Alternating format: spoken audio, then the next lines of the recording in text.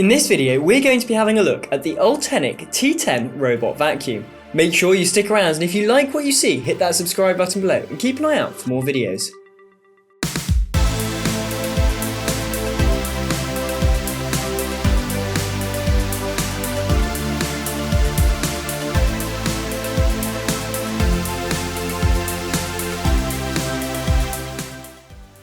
Hi, I'm Will from Surridge Tech, and today we're going to be having a look at the Ultenic T10 robot vacuum.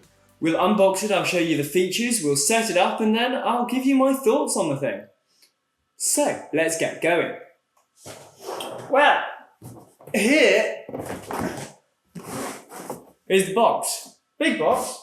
I appreciate that it's cardboard and not printed cardboard, if that makes sense. So, inside this box, we have a spare mop pad.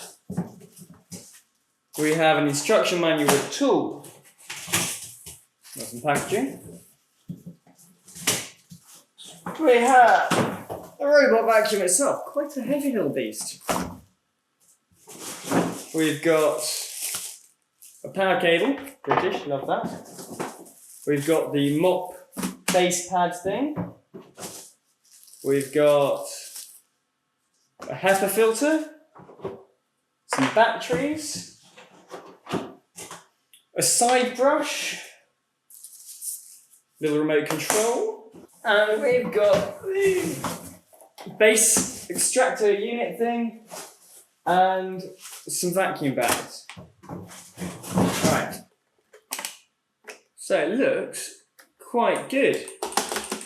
Large wheels, front spinny wheel, charging port, charging pads on the bottom and the back by the looks of things. So it can either go in the auto empty one or it can't.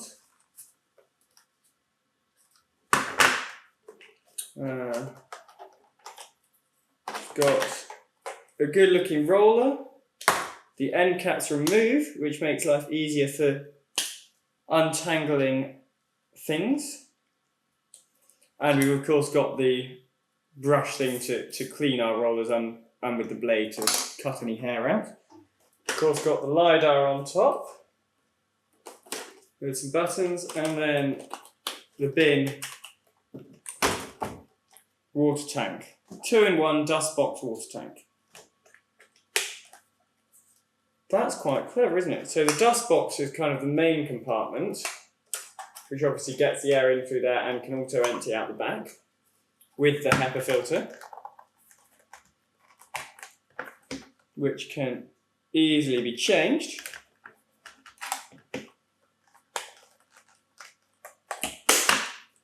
And then it's also got a water tank kind of around the edges.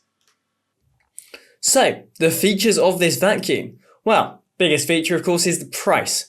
The RRP price is £469 on Amazon. I will admit that I got this on Facebook for £200 on Facebook Marketplace.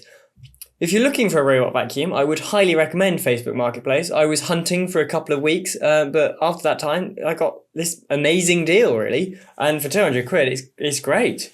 Other features include the auto empty bin, the LiDAR navigation, the recharge and resume feature, which is kind of a must these days, Google and Echo integrations, but no Home Assistant yet. It's apparently got 3,000 pascals of suction.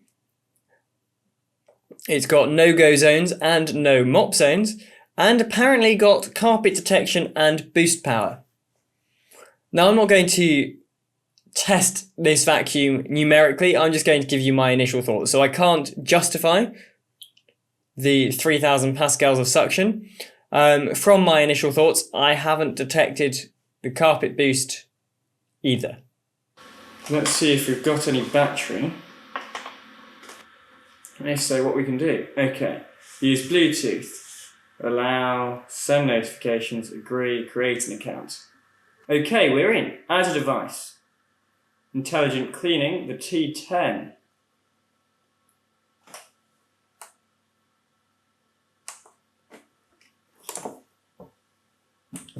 Press on to turn it on. On, confirm that the device is on. Hold something and something with 2 fingers for 5 seconds. The device will make a sound that indicates an internet connection. Ah. Welcome to your robot vacuum cleaner. 3, 4, 5. Wi-Fi has been reset. Please follow the app prompt to connect to the network. Fantastic. So then we enter my Wi-Fi. Start to connect to Wi-Fi. There we go. Okay. Thank God. I was a bit panicky, wasn't it? Christ.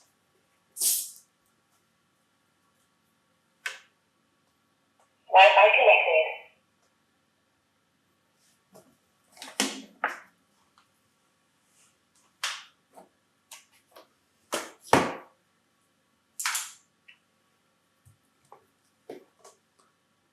Okay, we are in the app. Let's have a little look around this app.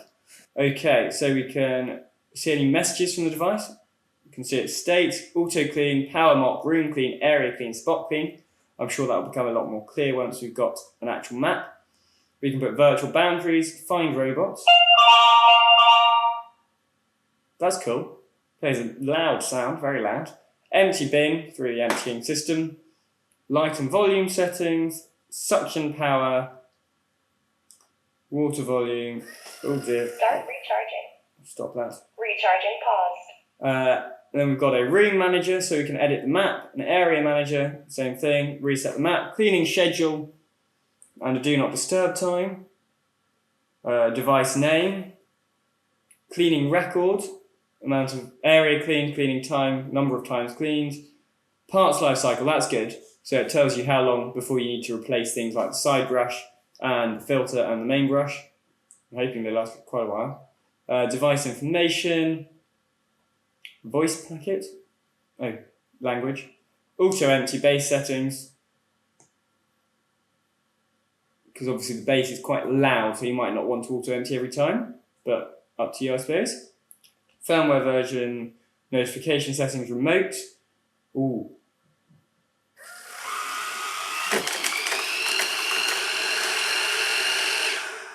That's cool. It did bump into that quite a few times before it stopped, but there is a remote, so that's nice.